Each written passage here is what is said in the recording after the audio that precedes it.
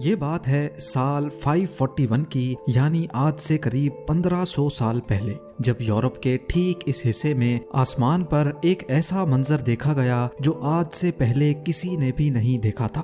عجیب شیپ کے کافی گھنے اور کالے بادلوں نے آسمان پر ڈیرا ڈال دیا تھا، اور یہ اتنے گھنے بادل تھے کہ انہوں نے سورج کی روشنی کو بھی پوری طرح سے روک دیا تھا۔ پہلے تو یہ سمجھا گیا کہ یہ بادل بارش برسا کر غائب ہو جائیں گے، لیکن ایسا سوچنے اور سمجھنے والوں کو کہاں معلوم تھا کہ یہ بادل کچھ ایسا کرنے والے ہیں جس کو ہمیشہ کے لیے یاد رکھا جائے گا۔ یہ پورا علاقہ اس دور میں ایسٹرن رومن امپائر یا پھر بائزنٹائن امپائر کے کنٹرول میں تھا، جہاں کی کیپٹل سٹی کانسٹینٹینوپل تھی، جس کو آج استنبول کہا جاتا ہے۔ اور یہ عجیب و غریب منظر بھی استنبول یعنی اس وقت کے کانسٹینٹینوپل میں ہی دیکھا جا رہا تھا۔ کچھ گھنٹے گزرے، پھر کچھ دن، اور پھر کئی ہفتے، لیکن یہ انوکھے بادل نہ ہی برس رہے تھے اور نہ ہی آسمان کو چھوڑنے کا نام لے رہے تھے۔ دن بدن یہ معاملہ کافی سیریس ہوتا جا رہا تھا، اور اب بات یہاں تک پہنچ چکی تھی کہ پچھلے کئی ہفتوں سے کانسٹینٹینوپل نے سورج کی شکل تک نہیں دیکھی تھی۔ لیکن کس کو معلوم تھا کہ یہ سب تو صرف ایک شروعات تھی، کیونکہ آگے جو ہونے والا تھا وہ کسی کے وہم و گمان میں بھی نہیں تھا۔ ایئر 541 میں کانسٹینٹینوپل پر ایک بہت بڑی مصیبت آ چکی تھی۔ اس دور میں بھی یہاں 10 لاکھ سے زیادہ لوگ رہتے تھے، اور پچھلے کئی ہفتوں سے بادلوں کے سائے نے سارے لوگوں کو کافی بے چین کیا ہوا تھا۔ لیکن معاملہ تب مزید سیریس ہو گیا جب یہاں ایک ایک کر کے لوگوں کے مرنے کا سلسلہ شروع ہو گیا۔ جی ہاں، چلتے پھرتے لوگ بالکل ٹھیک ٹھاک حالت میں کھڑے کھڑے گر جاتے تھے، اور پھر کچھ ہی دیر بعد ان کی سانس نکل جاتی تھی۔ یہ معاملہ دیکھ کر ڈرے اور سہمے ہوئے لوگوں میں افراتفری پھیلنا شروع ہو گئی، کیونکہ ان کا خیال تھا کہ شاید اب دنیا کے ختم ہونے کا وقت آ چکا ہے۔ اوپر آسمان پر گہرے بادل، فضا میں ایک عجیب سی فوگ، اور زمین پر لاشیں ختم ہونے کا نام نہیں لے رہی تھی۔ گرمیوں کے موسم میں سخت سردی پڑنا شروع ہو گئی، اور برف باری اتنی شدید ہو گئی کہ نہ ہی لوگوں کی فصلیں بچیں اور نہ ہی جانور اور پرندے۔ اس وقت کے بائزنٹائن ایمپرر، جن کا نام جسٹینین تھا، انہوں نے لوگوں کو پرسکون رہنے کا حکم دیا، اور یہ کہا کہ جو لوگ اچھے کام کرتے ہیں ان کی جان کو کچھ نہیں ہوگا۔ ایمپرر کے اس بیان نے لوگوں کو مزید بے چین کر دیا تھا، کیونکہ یہ بیماری نہ ہی اچھے انسان کو دیکھ رہی تھی اور نہ ہی برے کو۔ روزانہ ہزاروں کی تعداد میں لوگ مر رہے تھے، جن کو ایک ساتھ ہی بڑی بڑی قبروں میں دفن کیا جا رہا تھا۔ اور اب نوبت یہاں تک پہنچ چکی تھی کہ یہاں کھانے پینے کا سامان بھی ختم ہونے لگا تھا۔ بائزنٹائن امپائر کی فوج، جو ویسے تو کافی اسٹرانگ مانی جاتی تھی، لیکن اس معاملے میں وہ کسی کام کی نہیں تھی، کیونکہ ان کا مقابلہ ایک ایسے دشمن سے تھا جو کسی کو بھی نظر نہیں آ رہا تھا۔ یہ پورا خطہ اسی عجیب بیماری کی لپیٹ میں تھا۔ آسمان پر گہرے بادل جہاں بھی جاتے جا رہے تھے، وہاں زمین پر یہ عجیب بیماری پھیل رہی تھی۔ دور دور تک جہاں ابھی Spain, France, Italy, Greece, Turkey, Morocco, Syria اور ایران موجود ہے، کانٹیننٹ کا یہ پورا حصہ اسی بیماری کی لپیٹ میں تھا۔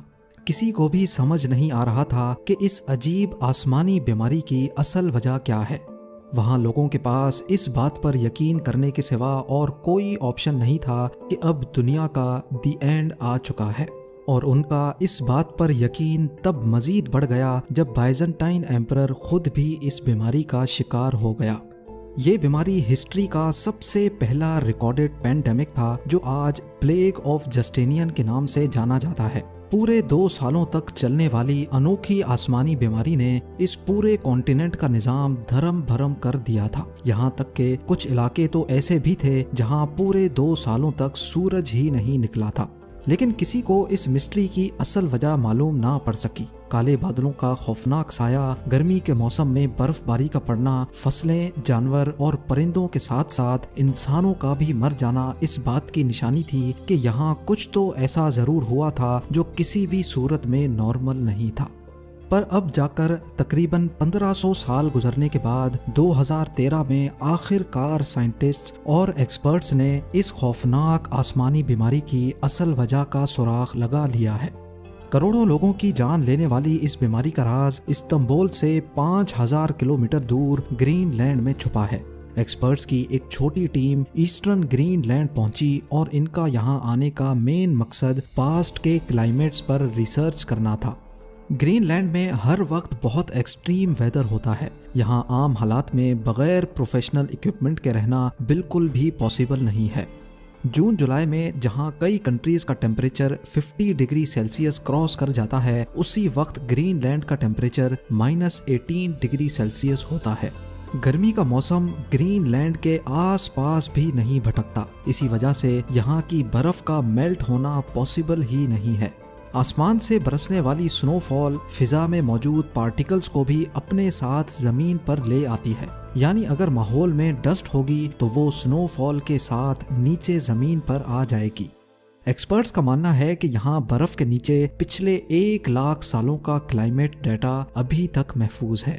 ہر سال گرین لینڈ میں جو برف پڑتی ہے وہ لیئرز میں ایک دوسرے کے اوپر جمع ہوتی جاتی ہے۔ 1 سال کی لیئر 5 سینٹی میٹر موٹی ہوتی ہے، یعنی اگر آج سے 1500 سال پہلے کا کلائمیٹ ڈیٹا جاننا ہو تو تقریباً 75 میٹر نیچے موجود سنو کے سیمپلز کو باہر نکال کر اس کی لیب ٹیسٹنگ کرنا ضروری ہے۔ ایکسپرٹس نے یہاں ڈرلنگ کا کام اسٹارٹ کیا اور پچھلے 2000 سالوں سے پڑنے والی برف کو باہر نکال لیا گیا۔ نکالے جانے والے سنو کور کی ٹوٹل لمبائی 100 میٹر سے بھی زیادہ تھی، جس میں برف کے وہ حصے بھی شامل تھے جو پلیگ آف جسٹینین کی خوفناک بیماری کے دوران گرین لینڈ کے آسمان سے برسے تھے۔ نکالے جانے والے آئس کور پر الیکٹریکل کنڈکٹیوٹی ٹیسٹ پرفارم کیا گیا تو حیرت انگیز طور پہ ایئر 500 سے 600 کے درمیان پڑنے والی برف میں سلفر کی ایک اسپائک دیکھی گئی۔ یہ اسپائک اس بات کی نشانی تھی کہ جس دور میں کانسٹینٹینوپل میں 2 سالوں تک کالے بادل منڈلا رہے تھے، اس دور میں ایٹماسفیئر میں کچھ نہ کچھ گڑبڑ ضرور تھی۔ سلفر ڈائی آکسائڈ ایک بہت خطرناک گیس ہوتی ہے جو کہ نہ صرف انسانوں کے لیے بلکہ جانوروں، پرندوں اور پلانٹس کے لیے بھی ہارمفل ہوتی ہے۔ اگلا ٹاسک یہ جاننا تھا کہ 6th سینچری کے دوران ایٹماسفیئر میں سلفر کیوں موجود تھا اور وہ آیا کہاں سے تھا۔ ایکسپرٹس کا ماننا ہے کہ آسمان میں اتنے زیادہ سلفر پارٹیکلز صرف ایک چیز سے پیدا ہو سکتے ہیں اور وہ چیز ہے والکینو۔ جی ہاں، ارتھ کے اندر مختلف مقامات پر پگھلے ہوئے پتھر میگما کی صورت میں ابل رہے ہوتے ہیں۔